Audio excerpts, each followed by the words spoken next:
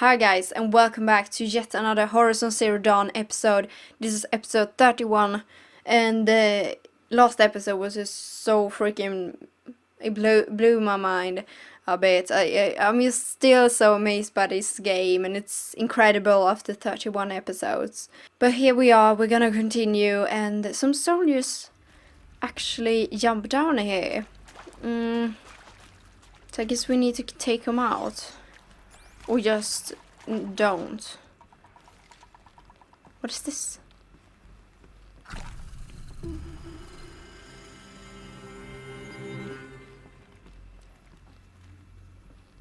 Where's this kind of tunnel? I see something!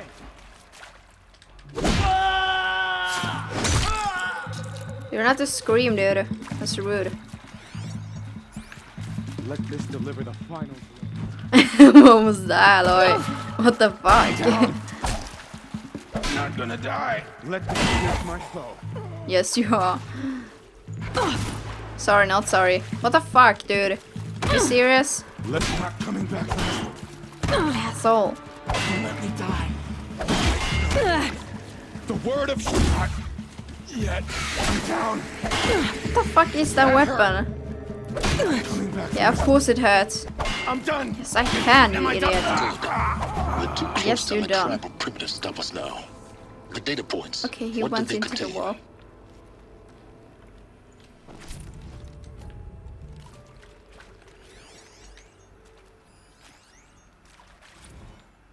With Suzanne Alpert, environmental scientist.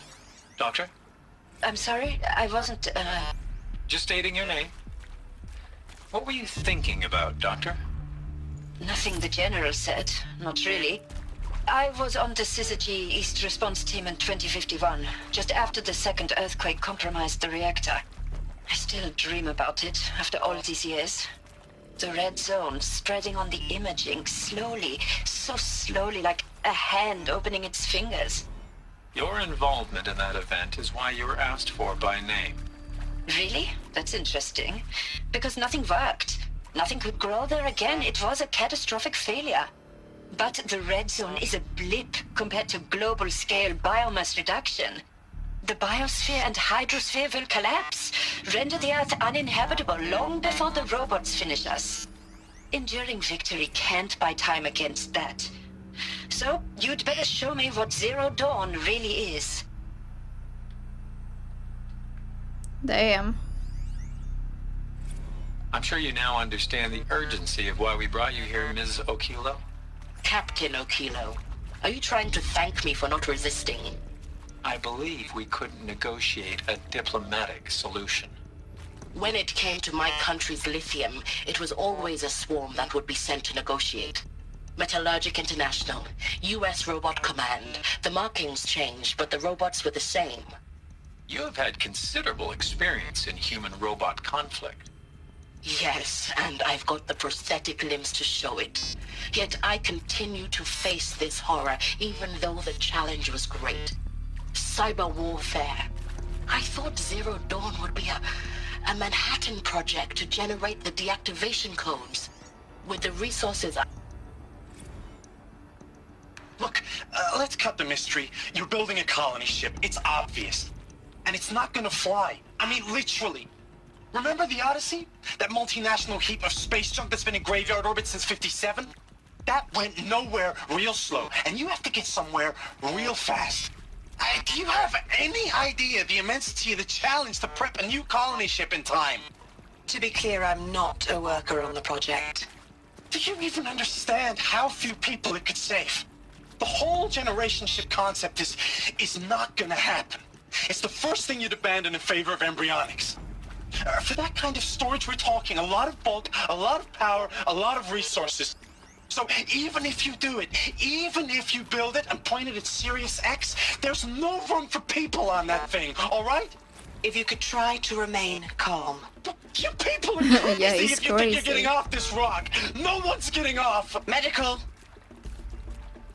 Run. Run.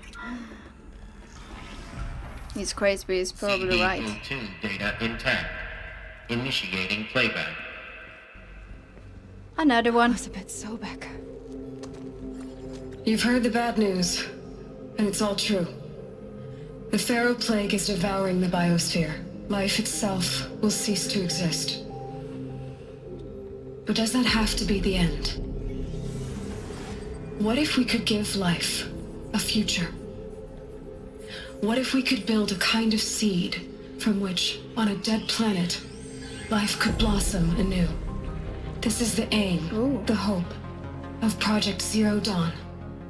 To create a super-intelligent, fully automated terraforming system and bring life back from lifelessness. What would such a system require? At its core, it would need a true AI, fully capable of making the trillions of decisions necessary to reconstitute the biosphere. An immortal guardian, devoted to the reflourishing of life. We call it Gaia. I wonder if Nature we as an can... AI. But that's just the core of the system. She will need to be surrounded and empowered by a comprehensive suite of subordinate functions. Think of them as extensions of Gaia's mind, each dedicated to a specific purpose. Now, these aren't AIs, but make no mistake, each presents an engineering challenge more profound than anything the human species has ever before attempted. Hardware that preserves and then gestates the billions of seeds and embryos from which life will be reborn. The construction of underground facilities to hold it all. And that's just the start. We don't have to build the entire system. The beauty of a fully automated terraforming system is that it can build itself. Now, over the days to come, you'll learn how all these functions, all these pieces that you'll be working on, fit together. How we'll race the clock to execute our harvest initiatives, write the software, build the tech and the facilities.